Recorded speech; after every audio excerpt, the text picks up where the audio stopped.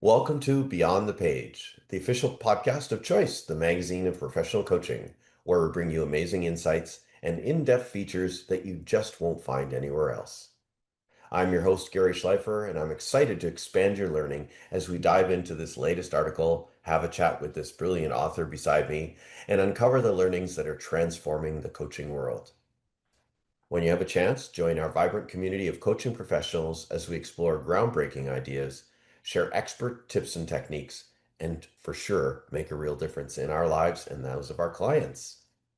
Remember, this is your go-to resource for all things coaching. But in the meantime, let's dive into today's podcast. Today, I'm speaking with executive and life coach Anika Wariebi, who is the author of an article in our latest issue, Coaching to Unlock Joy. Her article is entitled Joy Q&A, How, quote unquote, Real People define joy, What Gets in the Way, and How Coaches Can Help Unlock It. A little bit about Anike. She holds an MBA. She's an ACC.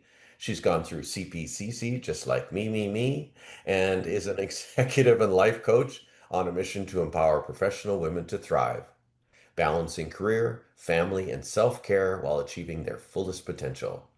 She spent 25 years in marketing leadership roles, working with global brands like American Express and Apple, and as a consultant to startups, SMEs, institutions, and digital disruptors. Wow, that's a broad spectrum. Good for you. Her career has spanned many industries and continents, having lived and worked across Europe, Africa, Asia, and the US.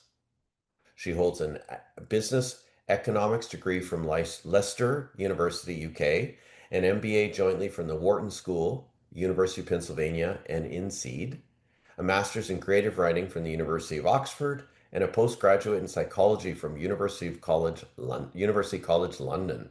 Wow, what a pedigree. Thank you so much for taking the time to be with us today.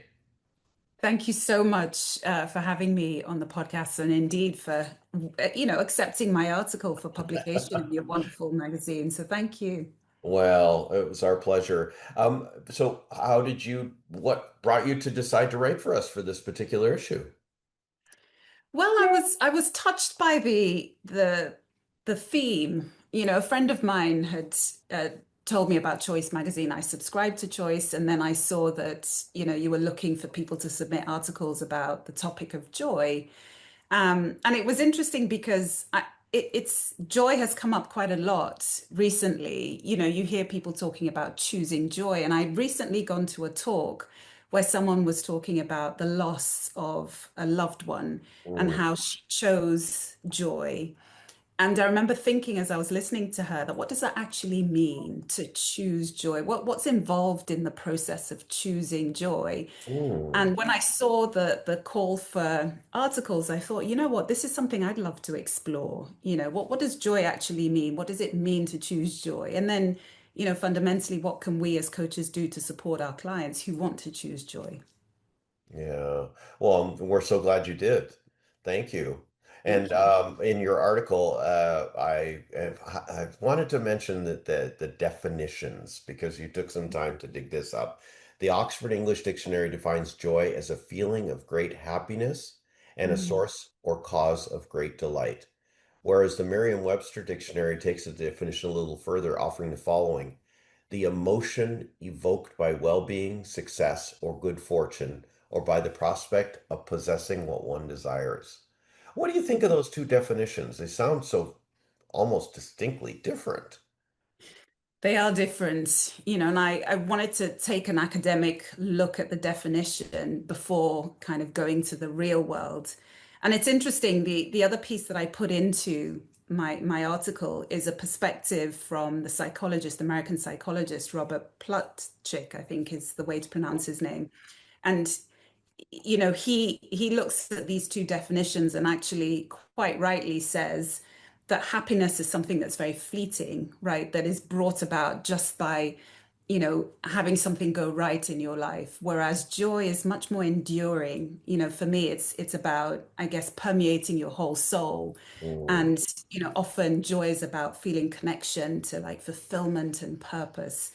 And I think that is the distinction between these two differences, that one is just transactional, almost fleeting. It's here today, gone tomorrow, based on something going right Right. in your life, versus joy, which really is enduring and kind of embodies and permeates your whole soul. Mm. And that I find to be very, I don't, inspiring. And the idea that people are looking to unlock that feeling is incredibly exciting for me as a coach to help them get there. You have to get there. Yeah, exactly. And to your title, I was questioning or wondering why did you put real people in quotes?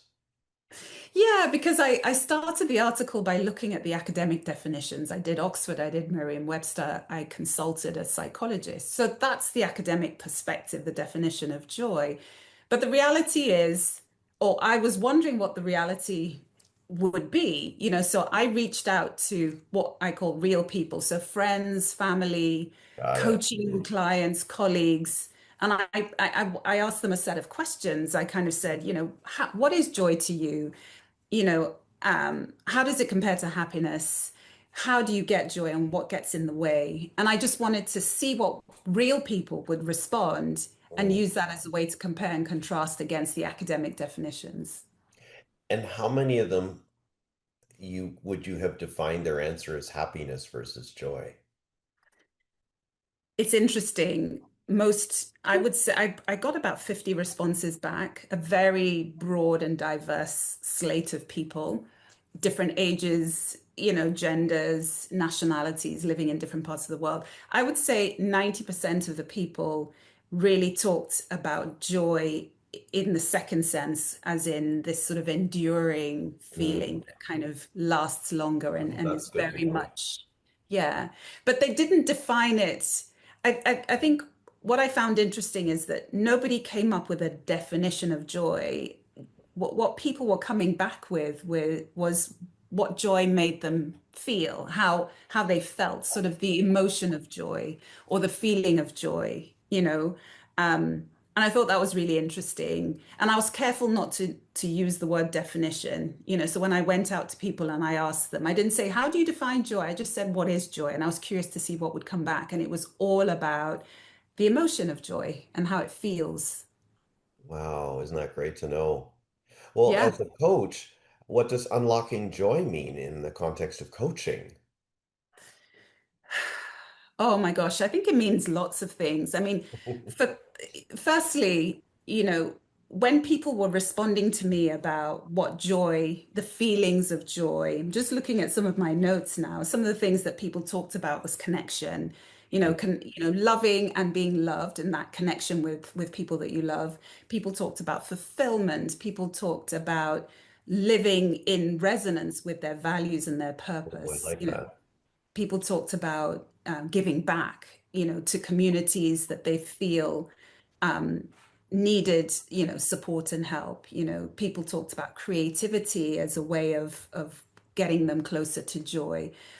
So I think for us as coaches, when people are looking to unlock more joy or find more joy in their lives, it's about helping them connect with those things, right? So how can you be more connected? How can you live a life of fulfillment?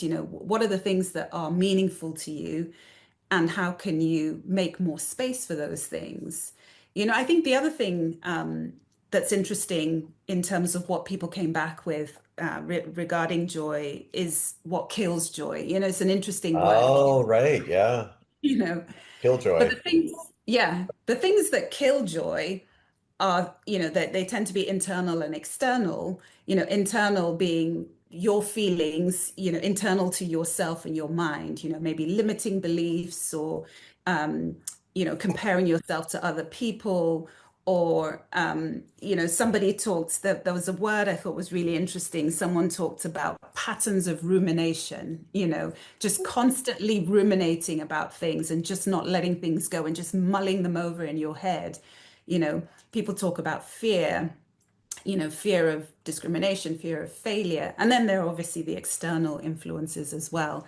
And I think for us as coaches, it's helping people to kind of limit or reduce some of the things, both internally and externally, that kill their joy. Maybe helping them create boundaries, limiting exposure to people who are killjoys, um, helping them with their saboteur voices, helping them with the patterns of rumination, whatever it is that is killing their joy. How Mhm. can we support them to either dial those things down or create boundaries or create time and meaningful space so that they can unlock the things that do give them joy? Wow. You've added a new one for me as I've been interviewing other authors. Fulfillment was definitely a common theme, Yeah, meaning, purpose, and connection. Someone yeah, else said community. So yes. there's very different things that create joy. You mentioned a few practical tools like dealing with the saboteur. Anything else that we can give our clients to help them build daily joy? I th I mean, first is connecting with what gives them meaning. You talked about that already in Mm. terms of fulfillment and meaning. I think boundaries. I know for me as a person, I need boundaries in terms of things that perhaps undermine my joy or certain people in my life. Sometimes these people might be related to you as well. Yeah, I know. You That's what know, I was thinking. Exactly. But how do you create boundaries, so that you're not sort of exposed to some of those things that might be undermining your joy or might be interrupting your moments where you can, you know, be creative or whatever.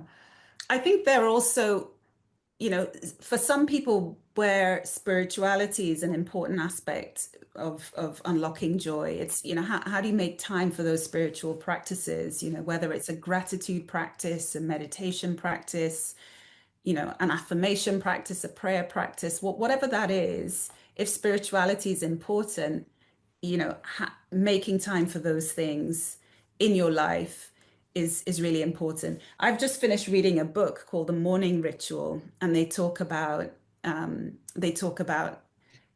having putting in place certain things in the morning to basically set you up for a great day. And it's Mhm. things like silence, it's a gratitude, an affirmation practice, exercise, breathing.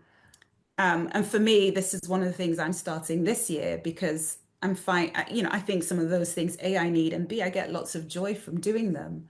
But Mhm. routine, making them a routine practice, trying to do it for 30 days so that it becomes a practice Right. is something that I want to try. All right. Well, and I will point our listeners to the wonderful sidebar you have in the article, ideas to explore, practices to help. And I'm not going to say just clients, but each of us, because look at how you're talking about incorporating this. High level, one, establish a gratitude practice. Yeah, Two, build in a daily mindfulness routine. Three, make time for spiritual practices. Four, find ways to deepen connection. There's that connection conversation. Engage with creativity. Create a daily joy ritual. yeah. I love that. All great pieces of advice for us and for our clients. Yeah, no, definitely. And do you have a daily joy ritual? Yeah. Sorry, but first thing that came to mind for me was a nice cup of coffee For sure. and Yeah. connecting with friends. I always connect with friends every morning, say good morning to certain people. And we were talking earlier, we go to Mexico. One of the things that is important to us is that morning ritual of just sitting on the balcony, having a coffee, not really talking to each other, just being with each other. And Yeah. when sitting in certain places, that whole ritual conversation. Yeah. Yeah. And Yeah. that's our Mexico thing. And we do a little bit of that here as well. And certain things Mm. we do certain times. I think it leans more to ritual for me. Yeah. That's what comes to mind more often than some of the others. But definitely a gratitude practice. Try Yeah. that more often. But I think that's a thing for me to incorporate this year. So thanks for the reminder. Yeah. No, absolutely. Absolutely. Well, so talking about this whole thing about unlocking joy, how does it unlocking joy influence a client's relationships and life decisions? I, it That's a really good question. And I think hearing back from some of the people that I wrote to and I asked them about, joy, what is it? What brings them joy and what kills joy? As they talked about the things that kill their joy, they also offered reasons and the implications or the impact of these Oh, things. brilliant. Yeah. Okay. So for example, fear, this people, some one thing I should actually say is that I reached out to a whole range of different people from different countries, a reflection of kind of me and places that I've lived. So I'm half Nigerian. I lived in West Africa for a while. I've lived across Europe 8 years in the US and also a bit in Asia. So I reached out to a really broad swathe Right. of people. And some people came back and talked about things like fear of military conflict, Mm, racial oppression, financial insecurity brought about by economic changes, real, ill health and things like that. Um, so, thinking about the fear of these things, fear of political turmoil, in the world that we live in now, there's a big fear of climate change. And mm, people talk about how it just brings about feelings of isolation, of anxiety, of stress, so back to your initial question, if we're unlocking joy or helping people to get closer to the vision of joy that they have for themselves, it enables them to reduce anxiety, reduce stress, okay. better connected with people that they love, and just kind of reduce some of the symptoms associated with kind of fear that they worry about, certainly. Yeah. Yeah, I've noticed in the articles and in conversations that sometimes the opposite or thinking of the opposite, like pain and suffering, Yeah. actually reminds people of joy, Yes. Yeah. Yeah. right? Yeah. But So, going, yes, there's this interesting kind of relationship between kind of suffering and the capacity for joy. And again, as I think about some of the people that wrote back to me and some of their experiences, military conflict, whatever, you know, having gone through some of those things and come out the other side, they have a greater appreciation and a greater love of the peace that right. they now find themselves in, Mhm. right? So they can look back and, with tremendous gratitude. It's almost like, suffering has enabled them to really enjoy or savor the joy more fully, Yeah. Yeah. and I think also underpinned and amplified by a practice of gratitude. That would definitely bring that about, no kidding. I'm going to leave us with a quote here as we march down our closure today. Joy involves an element of choice. We can actively cultivate it through the Yes. decisions we make. We can reframe challenges, Yeah. set boundaries, and limit exposure to people and situations that diminish our joy. As coaches, we guide clients towards this space of choice, helping them align their actions with who they are, who they want to be, and the vision of joy they hope to create. And that was written by you. Mm. Final words in your article I thought were so, Yes. so, so bang on. So thank you very much. Anike, what would you like our audience Yeah. to No, do as thank a result of the article and this conversation?